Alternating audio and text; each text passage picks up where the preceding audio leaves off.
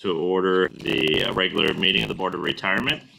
And today is Thursday, October 5th of 23. Time is now 9:01 a.m. And next item is our, well, let's go ahead and do the official announcements and then we'll go to the pledge. Thank you, Chair Kehoe. This meeting is being held virtually and in person, so I will do a roll call of the trustees to confirm attendance. Trustee Gray and Harris will not be joining us today. Trustee Green will be arriving shortly. Trustee Santos? Here. Trustee Sanchez? Here. Trustee Oakham? Here. Trustee Robbins? Here. Trustee Greenwood? Trustee Knox? Here. Trustee Bernstein? Here. And Chair Kehoe? Present. Staff participating in the meeting include CEO Santos Kreimann, Deputy CEO Louis Lugo, Assistant Executive Officers JJ Popowich and Laura Guglielmo, Deputy CIO Jude Perez, Chief Counsel Stephen Rice, Senior Staff Counsel Frank Boyd, Interim Senior Staff Counsel Elaine Salon, and Staff Counsel Jessica Rivas, Legislative Affairs Officer Barry Liu. Staff and managers participating today include Kathy Delino, Semi Wong, Ted Granger, Cassandra Smith, Louis Gittins, Vincent Lim, Ricky Contreras, Tamara Caldwell, Vicky Neely, Carrie Wilson, Hernan Barrientos, and Ricardo Salinas. LACERA's medical advisor, Dr. Glenn Arisman, insurance agent, Brian Bozagian, fiduciary counsel, Bob Klausner, and tax counsel, Jenny Kringle. Trustees, please use the raise your hand Zoom option to be placed in the queue. At this time, we ask all meeting participants to mute their mics until you are ready to speak. And now we may proceed with the agenda. Great, thank you. Next item is going to be our Pledge of Allegiance. Mr. Knox, can you please lead us? Allegiance to the flag of the United States of America and to the republic for which it stands, one nation, under God, indivisible, with liberty and justice for all.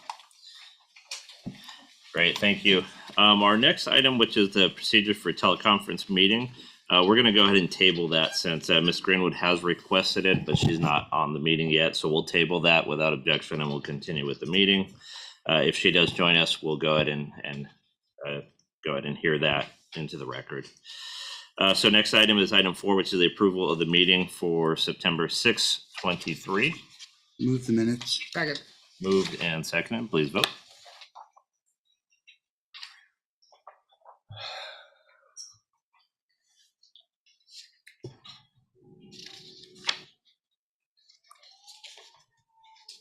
The motion passes unanimously by all trustees present. Thank you. Our next item is public comment. We have not received any requests. Okay, we haven't received any requests. I don't see anybody in the audience waving their hands, so we'll move on to item 6, which is our executive update and our LACERA All-Star Stadium. Thank you very much, Mr. Chair, and good morning, trustees. It's that time of the month when we recognize our staff members who have gone above and beyond in helping each other and our members and driving that member experience to be a superior experience. So please join me in congratulating James Beasley, Edwin Tom, Cynthia Lachey, and Miguel Armas. And then our ride share winner is Elsie Gutierrez. So thank you very much. Thank you. Congratulations. Thank you. Done. And that brings us to our member spotlight. So this is the member spotlight, the time when we focus our spotlight on a member who has been diligently serving our constituents in the county, and we recognize them. And we recognize that this is why we're here. This is what we do. And so this month, we're recognizing Rose Fuller Laster. She's a pharmacy technician in Los Angeles General Medical Center. She loves her jobs, expertly managing budgets, pharmacy warehousing, and medication delivery. And I wanted to point out that post-retirement, she's planning retiring the next year or so. She wants to continue giving back. But she also made a comment she wanted to recognize her mother, and I thought this was a wonderful comment. A resilient woman who raised 7 children while surviving on welfare, inspiring Fuller Laster's career of service and caring for her community. And that's, really just an example of the types of folks that we serve and the types of folks that they serve. And so thank you, Ms. Fuller Laster, for your service. We appreciate you very much. Thank you very much. Okay, our next item is our service awards. And I'm going to start off here with our very own Santos Kreimann. We have your 30-year pen and plaque, and as with all county style, we're giving it to you 3 years late. So let the record show that even chief executives and senior executives get their stuff 3 years late as well. So congratulations for your years of service. Just for the quick history, 30 years as of 2020. So in 23 right now, you have 33 years of service and a total of 3 years and 11 months with here at LACERA. So, That's right. And communications here with the what's that? Oh, communications here with the camera. okay. And we have a camera here. So let's take a photo. They upgraded from. How do we want to do it? Do we want to stand back here? What's the best? In The the right here? in here Okay, tends to be the we'll do the best. horseshoe. Let's do inside the horseshoe. You want to stand in the middle of the board? Sure. What month did you start? September 1990. I started in August of 90. Oh, 1 month. So you got your 30-year plaque last month. Actually, I got mine on this.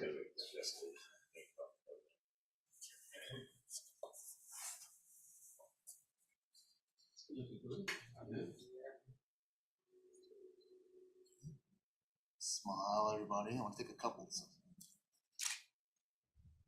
Great. Couple more. Not smiling, look directly at the camera for me. Good. Couple more. One more. Smile. Good. Great. Thank you. Congratulations. At the 35-year mark, you get to have lunch with me.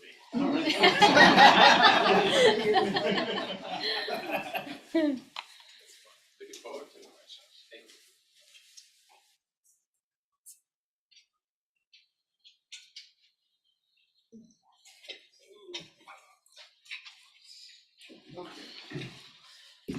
Okay, and then do we have any additional service awards? Nope. Okay, that now we will turn the mic over to you for the CEO's report, Mr. Kreimann.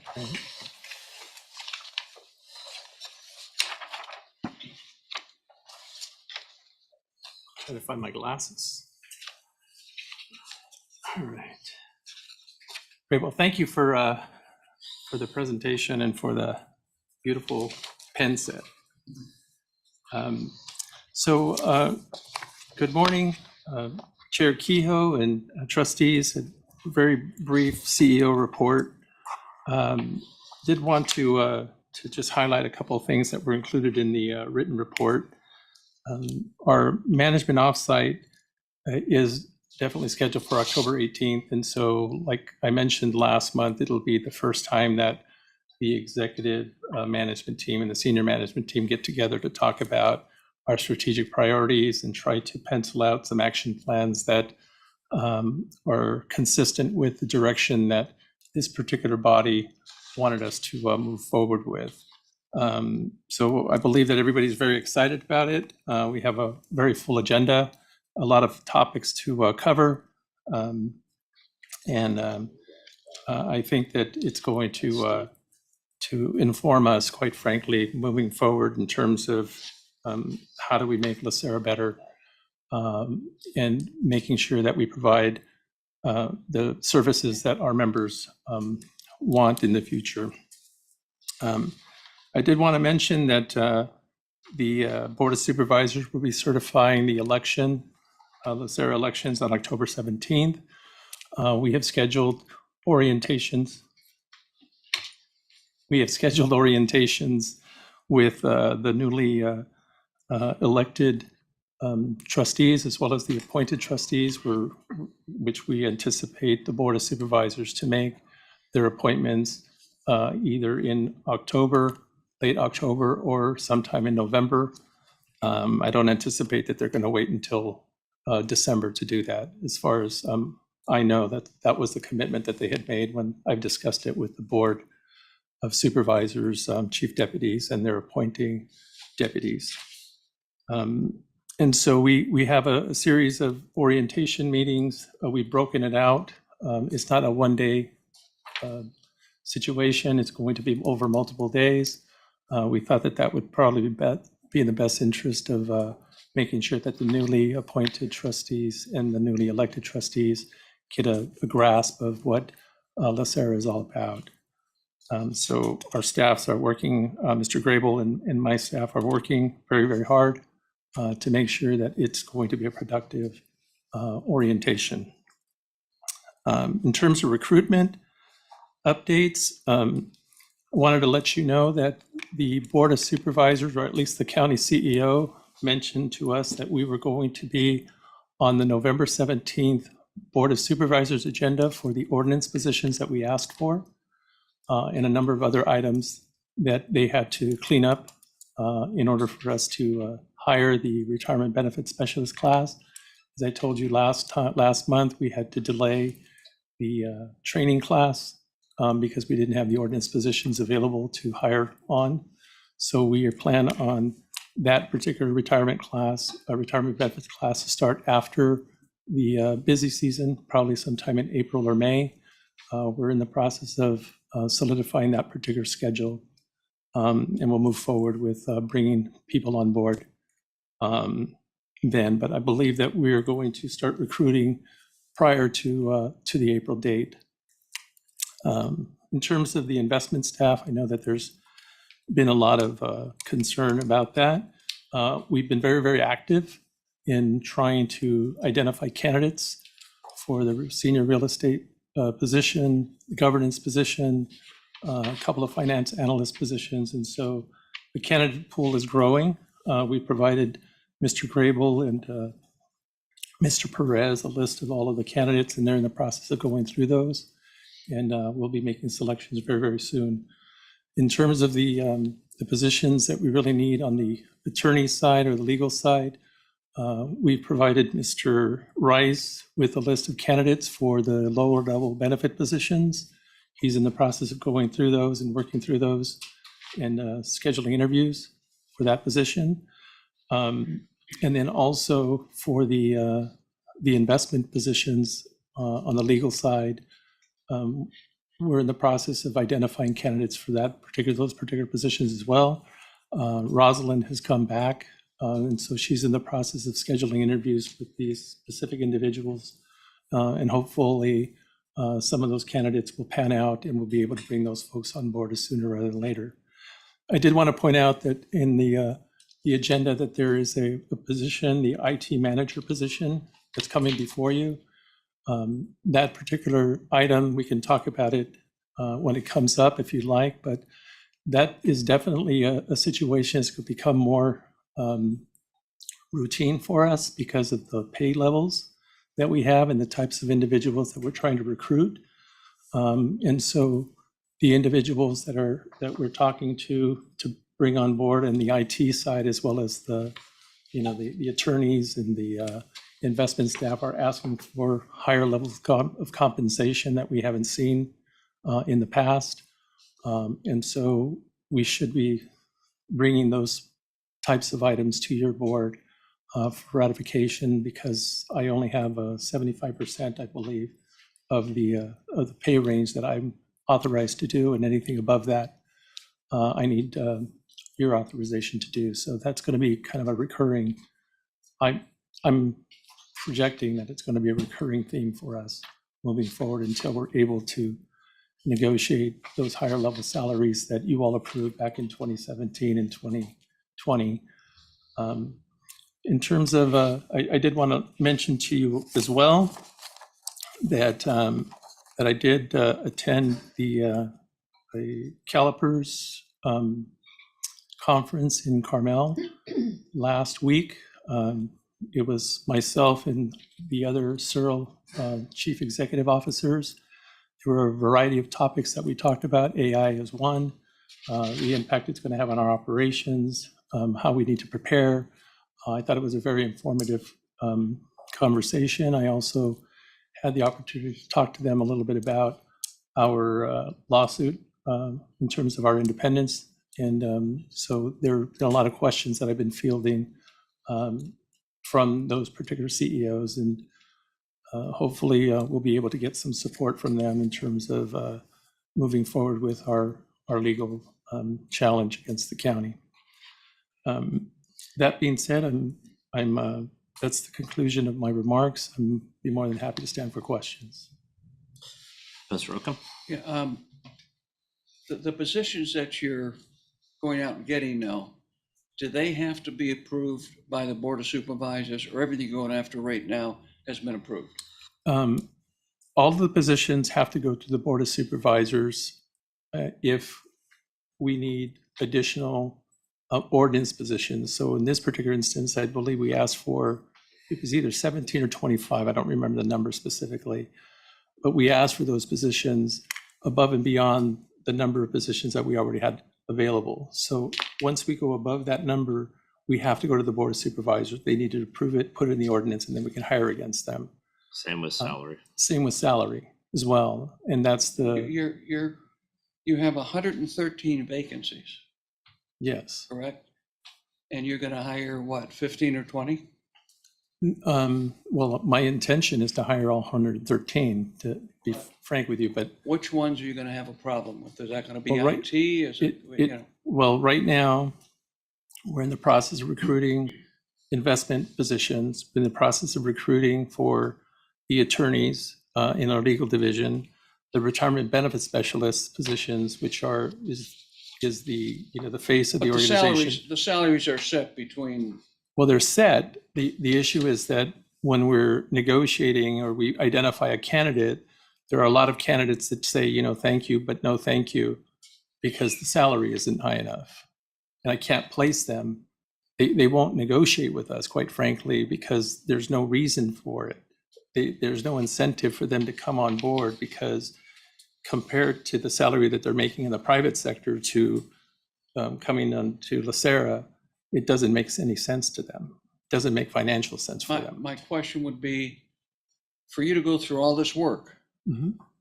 and not be able to pay enough, Mhm. we can't get the approval ahead of time, and the CEO still fighting us, or what's going on? That's the issue with the lawsuit.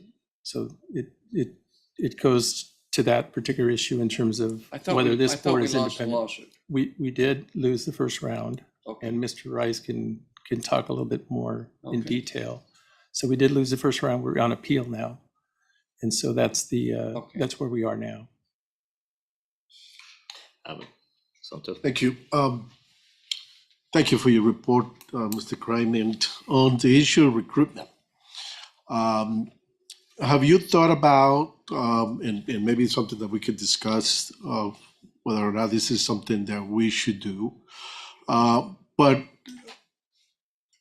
my suggestion is that you appear before the Board of Supervisors, obviously on a public comment, and blast the supervisors regarding the problems that we are having here in terms of recruitment because of their actions. Is that something that you thought about? Is that something that we think it will be beneficial? Because we need to, like Mr. Oken says, right? We lost the first round, but we have to live with that decision today, which has implications for how we operate here. And so maybe it's time that we start going public and appearing before the Board of Supervisors and blasting them with regards to the issues that we have and putting the blame on them. Yeah, well, that is certainly an option that we can pursue. I think that at this particular point in time, since we are in litigation, I think it probably would be in the best interest of us to wait until that's resolved. I respectfully disagree with that. But I mean, that would be up to a law firm to determine strategically. But our case is being reviewed by the Court of Appeals, nothing to do with the county. I don't see the negative by you or somebody from the leadership in the organization appear before the supervisors and explain to them the predicament that they have placed us because they are trying to tell us and limit our ability to hire. I don't see a drawback, but of course that has to be discussed with a legal team. Personally, I don't see it, but something that we need to. Yeah. Sorry, I know I cut you off. Yeah, I don't have a problem doing that. I think that that's something that we eventually are going to have to make our case. And I just don't know what implications it'll have on our particular legal position.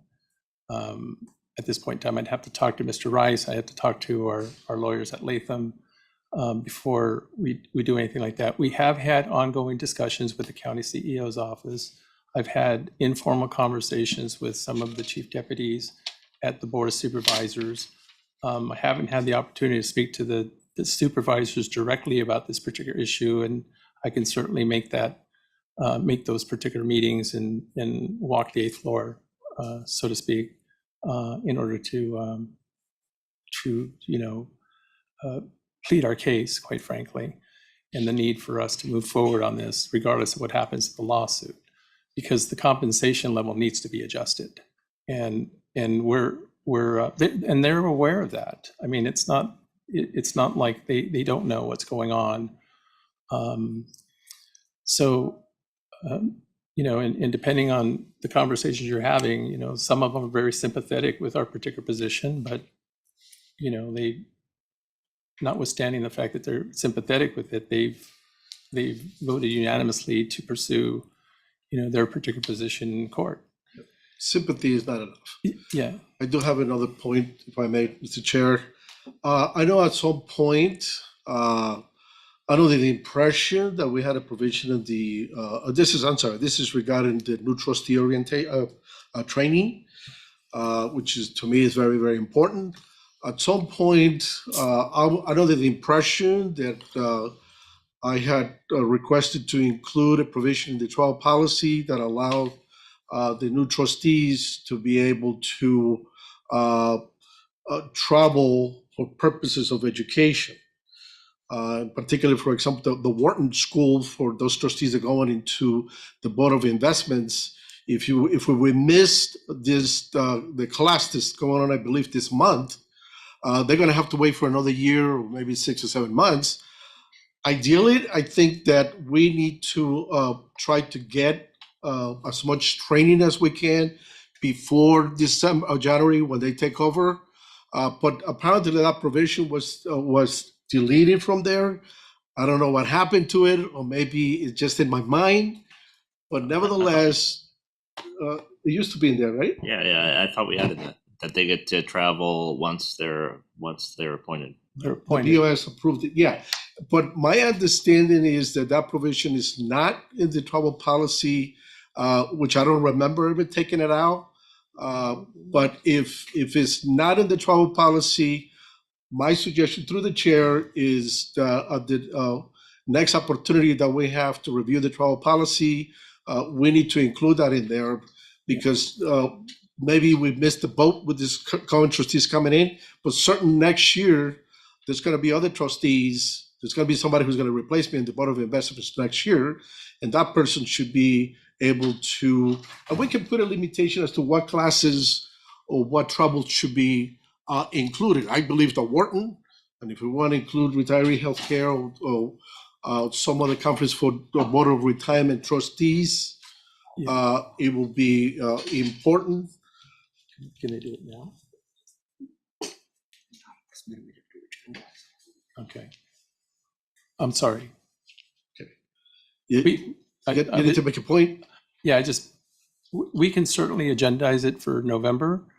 And It's I gonna believe be that the board can approve that outside, but I need to talk. It's going to be a jog seat policy, though, right? Right. Because it's a revision to the travel policy. Yeah. So we'd have to ask the jog seat to make those changes. I'll also take a look at the travel policy and see what sort of latitude is granted to the CEO in terms of making these sort of decisions as well. There may be something in there that allows us, we can conferring with the chair, for example, that we can allow that to happen. My issue was that I didn't feel comfortable approving the training prior to the election being certified. So once it gets certified, then things change. And so we may be able to add the language in the policy formally so that we can identify candidate elects or trustee elects. Now, I'm going to have to respectfully disagree. We know the results of the election. It's not going to change. This is a formality of the Board of Supervisors adopting who got elected. I think that's silly to limit that. I think we have the ability, we have the funds, we know who it is. It's in good standing. And if some crazy thing happened between now and the next few months, then, they went to one class, or something along that line. But I think it's better to get them schooled up on things.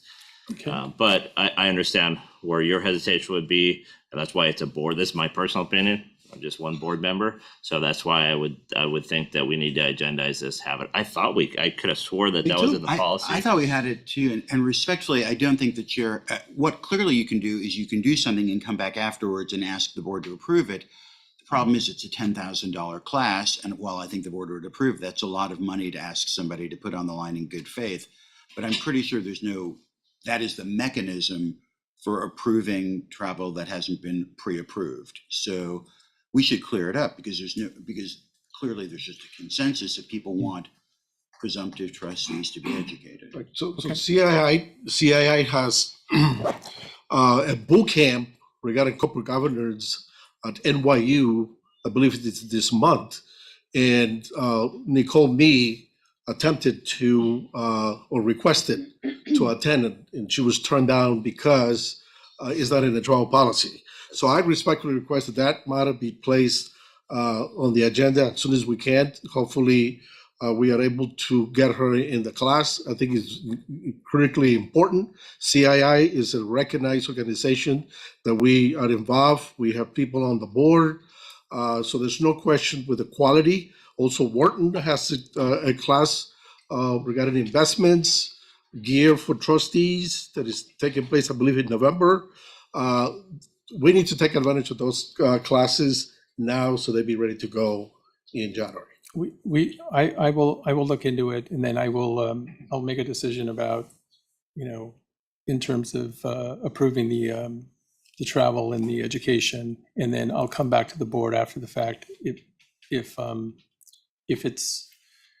the class needs to be done between now and the next meeting, I'll go ahead and approve it, and then I'll come back and ask for forgiveness at that particular point in time.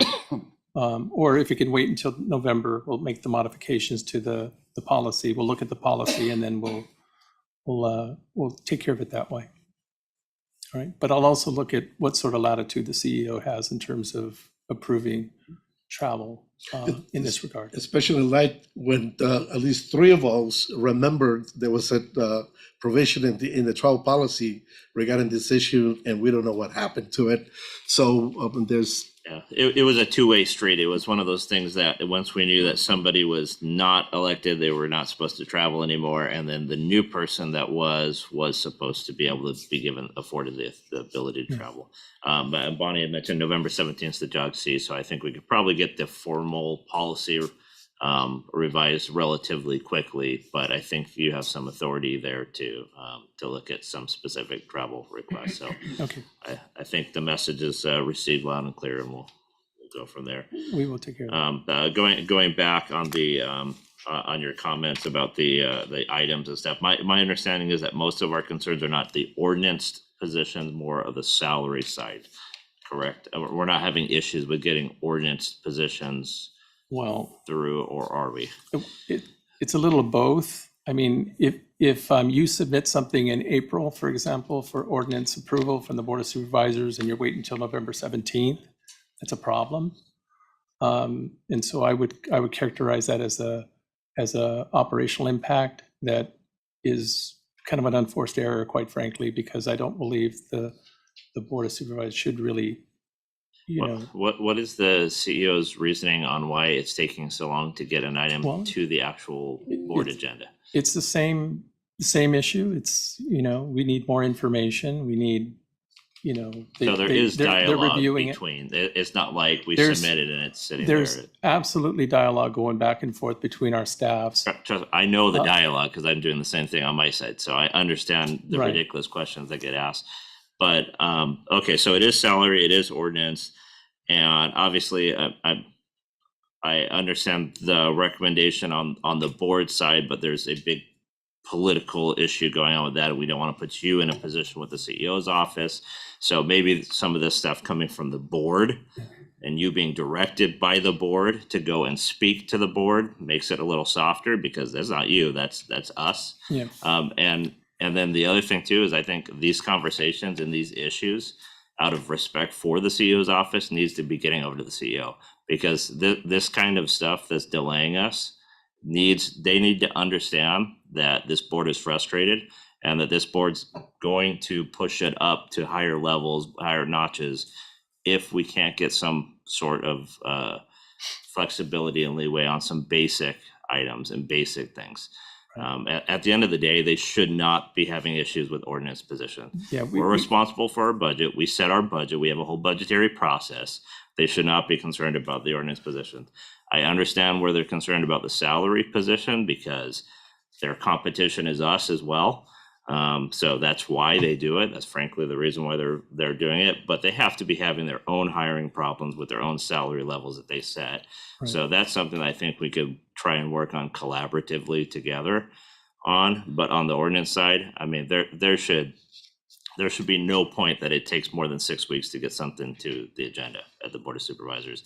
And if we can't get support from the CEO's office, then they need to understand that you're going to be put in a position where you're going to have to be raising some red flags in the boardroom with the Board of Supervisors. Right. And I think all of us want to avoid that. So those are my comments on your comments. How many positions? You still talking about 15 or 20 positions? I think it was 17, 25. Yeah, a little over 20. A little over 20. For the RBS. And what is the percentage of difference in salary that they're fighting us on? I mean, is it 20%? Is it 15%? What is the percentage of a salary that they're not happy with? I wish I could answer that question. The problem is they haven't completed their analysis yet. But they've been doing that for 3 years. Well, right. Now they got to refresh the information because now it's 3 years dated. And so it's one of those issues. It's just a circular argument. You know, you never get to the finish line. Is there a way that, Stephen, is there a way that we can hire people at a certain rate and then get them money some other way? So through going, overtime, meetings, so whatever it may be. Yeah. So one of the things that we're going to be exploring is quite frankly contracting out, for specific legal services or other services that we may need. I mean, that's the board doesn't have, the Board of Supervisors has no authority over that. And so that's something that we're going to have to do. The problem is that I'm of the belief that it's better if you have your own internal staff. And it's really, especially in the IT arena, right? I've always been uncomfortable with having temporary staff in my IT section. And so legal is a little easier because you can actually get the resources that are available. But it costs you more money to contract, doesn't it? Incredibly expensive, yes. Doesn't it cost you more money? Yes, it does. And have we shown them that? Yes, they're aware. And it doesn't really make any difference. It's they'll get to us when they can get to us. It is basically the situation that we're in.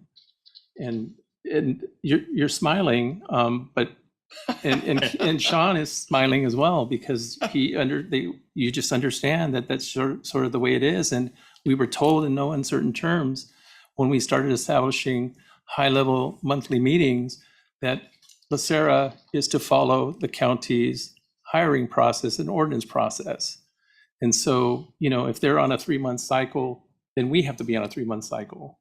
If they're on 6 months, it's 6 months. Like they don't pull you out of the line and say you get to the front of the line because you're LACERA or you're someone else. But that is ridiculous because we handle our own budget. So that if I understand on the county side, if I want to create a lieutenant's item and I'm going to get a funding source for my contract to hire that lieutenant item, it can't happen until it's added to the budget and adopted.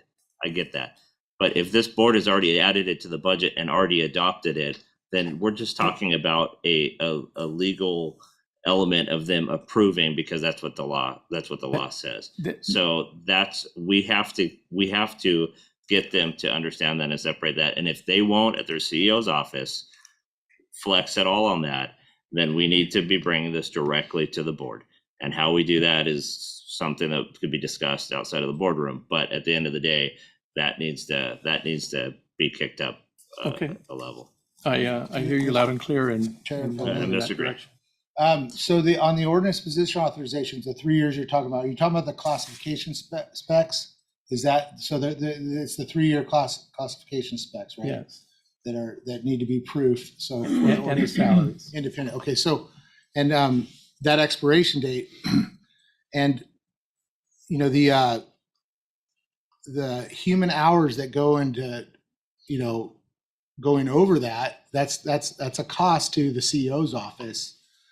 Are we funding that class? We have participation in the classification specs, right? What the duties are and everything. CEO gets it, there comes an agreement, and then it's approved, right? Correct. Well, with their delay in this process, has it been communicated? Do they understand that because of the length and time it's taken to process it, now more hours are going to have to be produced, more funding on their end is going to have to be produced to redo the class specifications. It would be in their best interest if they just got through the class specs and got it done, Yeah. right? So I you know, what Mr. Keogh had said, you know, for the ordinance position authorizations are clearly defined in the county code and charter. And so I don't understand if there's no revisions to the class specifications, no changes in duties, you know, even if it's minimal, you know, it's just a change in date. It's, you know, so that, you know, I'm, you know, we're dealing with it on our side too. It's the same thing. So, you know, yeah, I want to support that, you know, it have to be ramped up because it's, you know, it's the slinky effect. No, as long as I completely, they're keenly aware of what the timing is, what we need. It's been articulated to them. They've been provided all the information that they need. It's just a matter of them prioritizing it on their side. And in terms of the cost to the county, the way you need to look at it is that everything that comes out of class comp is overhead. So it's just a matter of them prioritizing work, right? So the cost is whatever the cost is going to be. It doesn't really impact their budget. They're not paying any more. They're not paying any less because they're staffed to where they are. My point It's is just a matter- that delay, get the prioritization. Now we're back in the queue to get recycled with everybody else that has also not Yes, been it's- done in a time. So- Jason, so we're, It's ego and control after 7 years.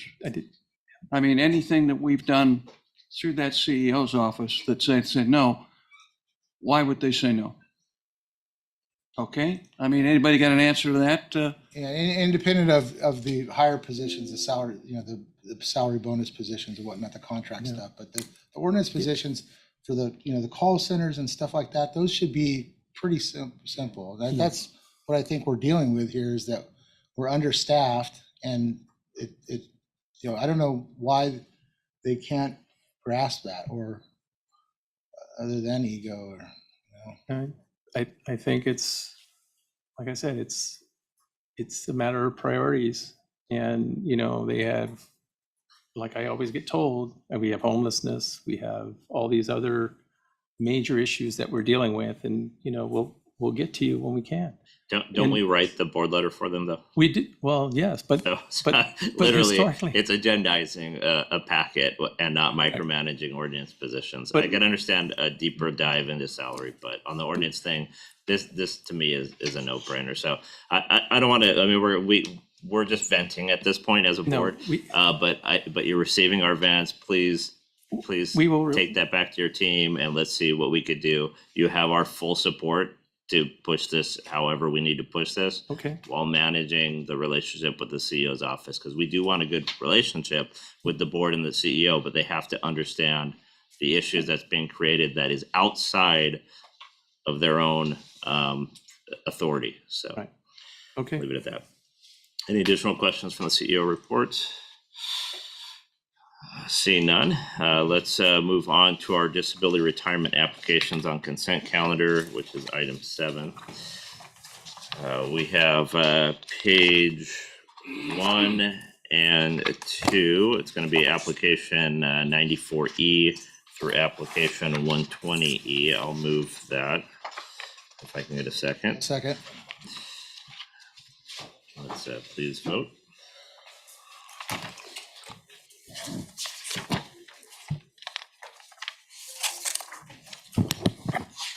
Mr. Sanchez, how would you like to record your vote? The motion passes unanimously by all trustees present. Okay, next item is our general, or excuse me, did I skip past fire? I did. Let me get them page 3 for fire. That's going to be application 1668B through 1680B. We'll need a motion. Motion approved. Second. Moved and seconded. Please vote.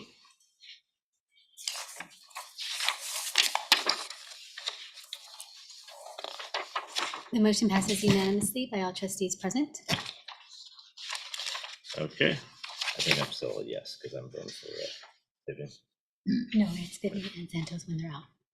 I have that 2 elected. Yeah, but when of them are out, I'm voting. I have that 2. I'll double check. No, that's only a retired member. Yeah. Well, let's clarify because we need to stand by. We're determining my vote authority as the alternate. I believe that with Vivian being out, I vote on her behalf. That's correct. Thank you. Okay. So. Sorry, Yeah. Yeah. Okay. So. Or an and makes a difference. Yes. And that would be to Sean. So I inadvertently voted yes. Correct. I moved it to recuse. Thank you. Perfect. So I got Okay, 1 so out of 2 we're all votes. squared away. Thank you. Okay, moving on to our general members. SCD, we have page 4 and page 5. Application 2593C through 2608C. Move approval.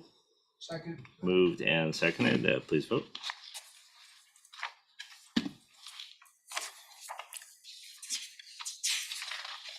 Sorry, who was the second on that one? Keith. That's right. Okay.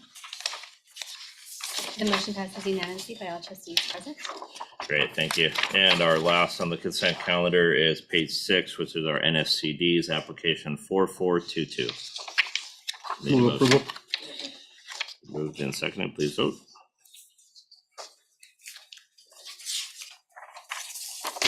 The motion passes unanimously by all trustees present. Perfect, thank you. Item passes. That brings us now to our consent items. Is there any request to pull any consent items for discussion? Move consent. Seeing none, it's been moved and seconded. Please vote.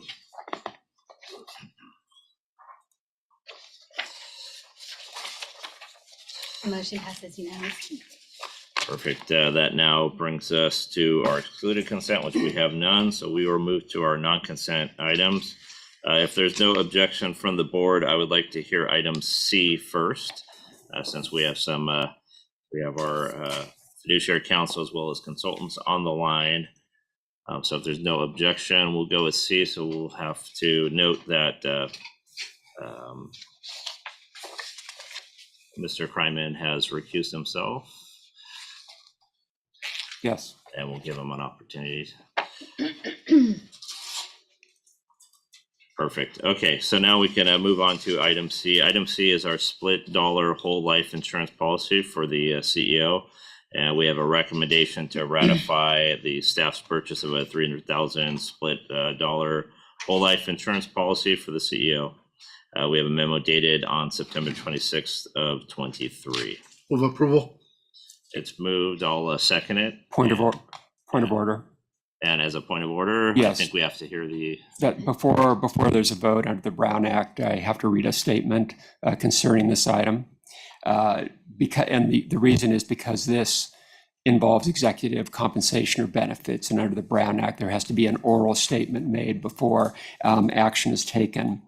This item relates to a recommendation that the board approve the purchase of a $300,000 split dollar life insurance policy for the Chief Executive Officer, Santos Kreimann, of which $200,000 will be paid to the CEO's beneficiaries at his death, with the balance of the policy and accumulated value being paid to LACERA to assist in premium recovery. The premium schedule is in the public board materials and starts out for the first 20 years at a premium of annual premium of $27,818, and the premium goes down at that point. This item requires the approval of both boards. The insurance agent for the split dollar program, Brian Bozagian, and Fiduciary Counsel, Bob Klausner, are here to answer questions, as well as DCEO Louis Lugo, who was involved in obtaining the policy as well. Thank you. We have a motion and a second. We'll open it up for discussion. Yeah, I've got a couple questions for Brian. Brian, first of all, the dividends are not guaranteed, so is that correct? Correct. Okay, it's a great company, MassMutual. So they're projecting where you're going to get a net death benefit of $412,000 in 15 years. Is that correct? That is correct. So what would happen is the Kreimann family would get $200,000, and then we would get $212,000 back to LACERA. Correct. And we put out 27, that's about the money we put out. Is that correct? 27, Probably a little less. 27 half is about 400. Okay, maybe, someplace in there. Good deal. Thank you. So we wish Mr. Kreimann a very long life, and we make out with it. Any additional questions? I see none. Let's go ahead and please vote. Okay.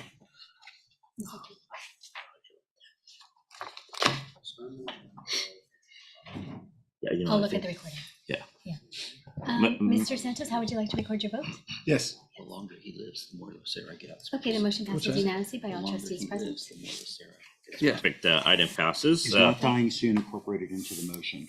Yeah, I should have put that in as a B.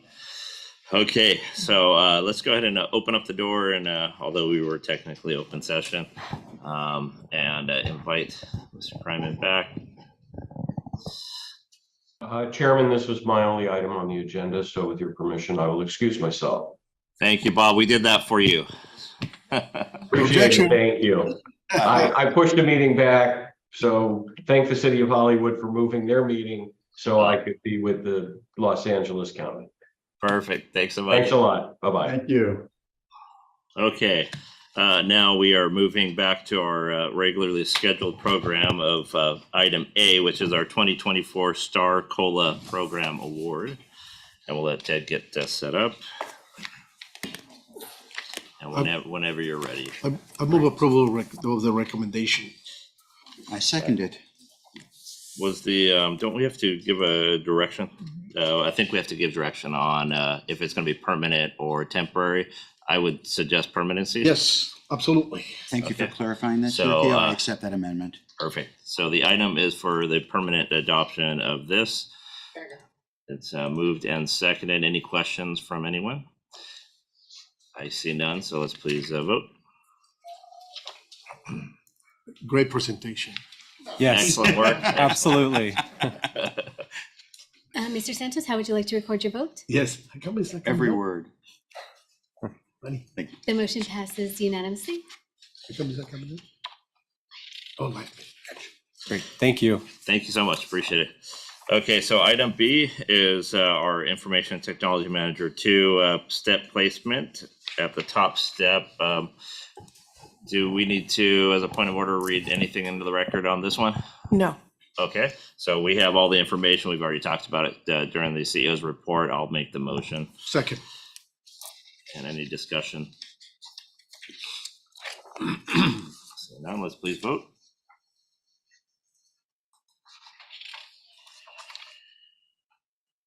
The motion passes unanimously by all trustees present.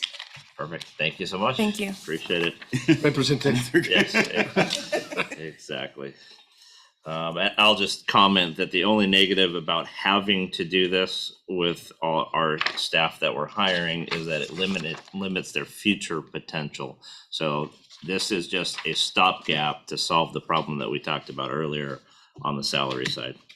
Okay, we're now moving on to our reports. All of our reports are information only. Anybody would like to pull or discuss any of those reports? I see none. So let's go to the items for staff review. Do you have any? Yes, I have one item. Trustee Santos requested that the trustee travel policy be updated to allow for new trustee participation in educational conferences. Great, thank you.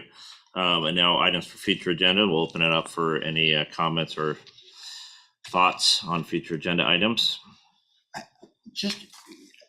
I support Mr. Santos' suggestion. I just want to say my own recollection is that in a gap year reappointment, I traveled under the policy that existed after being appointed prior to the beginning of the year. So I would also encourage staff to see whether we even need to do that. If we need to do it, we should do it, in my opinion.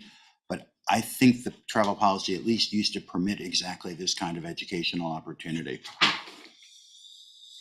Thank you. Okay, now we'll move on to good of the order. I'll let you do that, Bonnie. Oh, wait. I'm sorry, Mr. Green. Just the Millman report on the Pepper impact that was requested for the BOI. I spoke with Bonnie and would like to have that on the record to place it on for review for the BOR. Okay, I wasn't here for the BOI. Can you just briefly? Briefly, I requested Pepper impact to everything, budget. Okay. Just an analysis. Okay. And they're making a presentation next week. Yes. Yep. And so I spoke with Bonnie and but on the record, for future agenda to have it be presented to the BOR. Perfect. So it will be presented to the BOR November 1st and also agendized on the BOI on November 8th. Okay, perfect. Sounds good. Okay, we're now moving to good of the order, and we'll let Bonnie, I'll let you go around. Trustee Green. Just a beautiful day. We had a little warmer weather coming into fall, and glad to be here. Good to see everybody, and thanks. Trustee Knox. Good morning, everyone. Nothing else. Thank you. Trustee Roberts. Good morning. Good to be back. I don't have anything else. Trustee Bernstein. Another good morning. Trustee Santos. I rise to vacate the chair. What a mess that we have in Congress. It's just incredible. Don't want to get too much into politics, but certainly it is for an immigrant like myself coming to this country. Under the impression that we have the best model. I understand democracy is messy, but I never thought that we were going to get to this level. But it is what it is. We're resilient, and hopefully we can move forward and get the legislations getting through the House and move forward. So it's very disappointing. Thank you. Trustee Oakham. Yeah, I'm going to stay away from that. But it's a tough deal, but I think one thing, the word resilient is really important. So we'll see what happens in next year. I have nothing. The only thing I know is my grandkids went to Coldplay.